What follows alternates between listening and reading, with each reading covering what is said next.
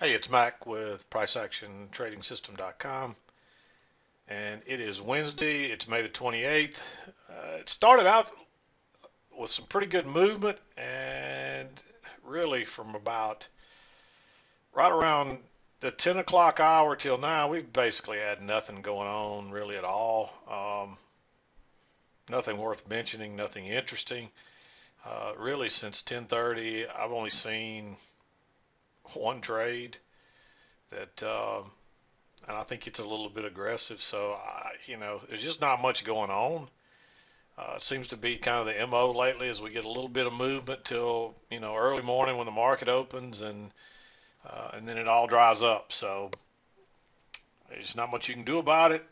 Just as the one thing I will say is don't let it lull you to sleep, because that's what it'll do. It'll do this for anywhere from a couple of days to a week or two, and then all of a sudden it will look like it's going to do the same thing and do something crazy on you. So, just don't get lulled to sleep. It's just a little heads up, and that's because the market's famous for wanting to do that. I really see a trading range day with, two tiers of midline in here. We kind of overshot it in the morning, and then we overshot it again late morning, and prices have just kind of fooled around inside since that point. So, um, anyway, let's talk about the trade. It's going to be fairly quick, just not much to talk about. It's just been brutally slow since, again, just really since kind of slowed down right in here about 10:30, and it's almost 3.5, 4 hours later, and we've gone nowhere. We've moved a little bit up, a little bit down, and there's a chance to make some money in here if you wanted to take some of these trades. There's really, I don't recommend this trade, but there's really a short right there as well. It's a second entry short, first entry pullback, and there is a bearish bar, and there is resistance here at 1912 area. So really, it's really probably, I would call this more the resistance area right across there. We've had more touches right there, um, and really down here, I would say it's probably right there. We had more touches, and it still gives you two equal distance parts to the range or whatever. So, but let's talk about the trades early on. And then actually, there's one other thing here. There's actually a little short-term trend line right here that I didn't have on here because most of this was before.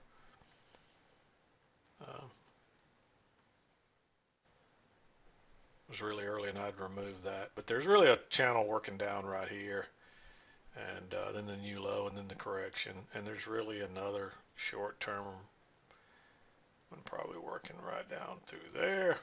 And I'm going to go ahead and put them on there just so people can compare their stuff to what I see. And then a couple of legs down. And it may be that the bigger channel, I really looked for, once we had a break here, I really thought we'd get a retest, and we didn't. And that's because the range was, the upward bias is still too strong. We just couldn't get back down there, and we just kind of got hung up on a range. And we may end up going higher and making a new high for the day. That's the way it's looking. So, and there are two legs back right here, but I think it was real risky to enter right there. But if you saw that, I just think it's risky trading this late in the day because nothing much happens. You can just get hung and wait for hours, and just be stuck in a trade for hours and nothing happens. So that's it's just a little bit concerning trading in the afternoon lately for that reason. But let's talk about the trades, and then we'll wrap this up. But I like this trade if you were trading it this time of day. Um, it looks like, this obviously looks like a trading range day right here, and then we broke higher, failed. We got a first entry long, a second, and you can't go long right there because it's not a very good setup. Everything's below the EMA. So when it turns up and fails, I like that for a short. That was a quick, easy scalp. And then you get two legs back to the EMA, second entry short right off the EMA, right off a possible midline right there, which it does turn out to be a midline. Plus, you're looking for a new low anyway based on this short-term channel. And you get the new low, and then you start correcting. You get a close out here, a move to a new high. And I like this one because I drew this line across those bottoms and drug it up here to the high. So I was looking for something to reverse right up there. And when this thing broke higher, let me make this a little bigger just so it's easier to see. This bar broke higher, failed, turned, and closed all the way back down here. As soon as it broke lower right there, just drop a limit order in there.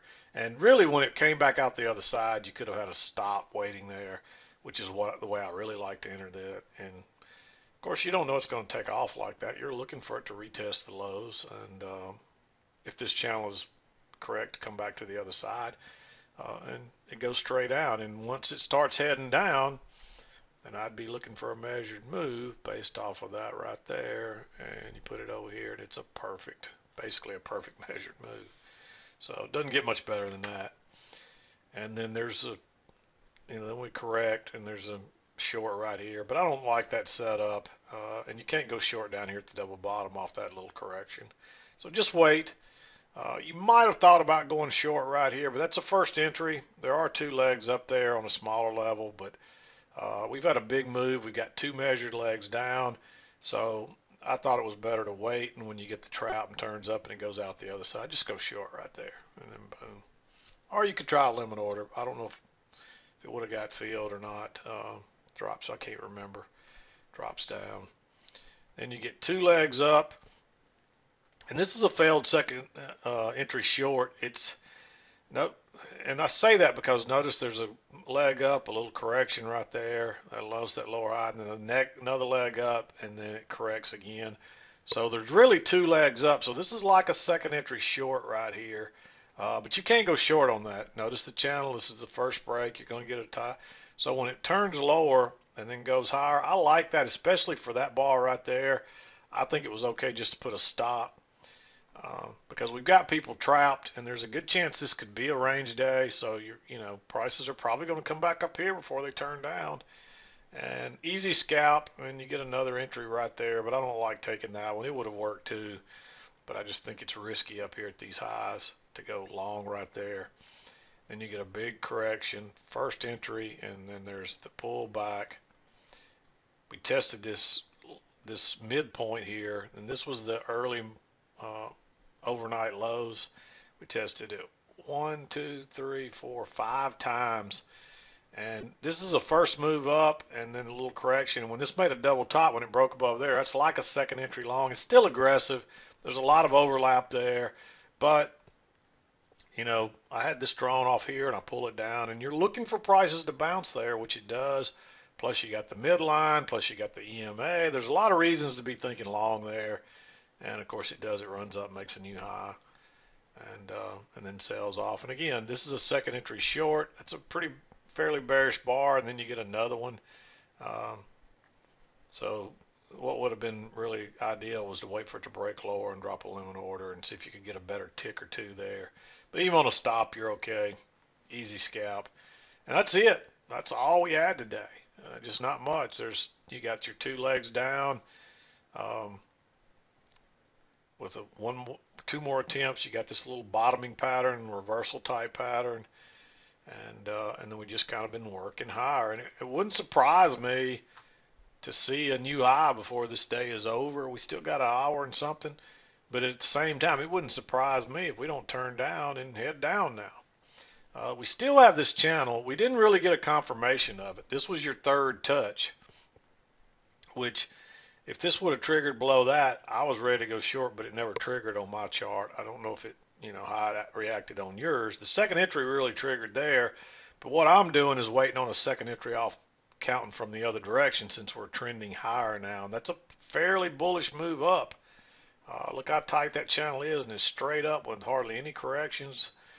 So I was looking for it to trap people and then turn down, but it never triggered.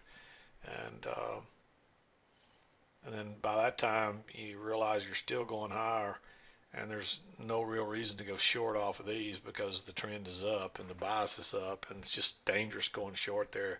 An aggressive trader might have even gone short right there because you've tested those highs multiple times, and you're a good bit. There's a fairly large distance between there and the EMA. the other side of the channel. It's a big bearish bar, and it is acting like a range day, and there's still a chance you might get a retest of the lows. So, aggressive trader might go short right there. I think it's better to wait on the second entry, which doesn't come till here, and you don't want to go short there now because it looks totally different. And but I'll go ahead and put that one in green just in case. But that's what I saw for the day, and just not much happening since 10 o'clock this morning or so, 9:30, 10. Just we've been in a 2-point range, 2.5 points, something like that. And let's hope it doesn't stay this way. But we're making all-time new highs. These are, this is uncharted territory up here. And, but the bias is still up. There's no reason to, to expect anything different than for it to just keep working higher. But I just don't think we're going to get any large movement to the upside for a little bit as we work around this 1900 level.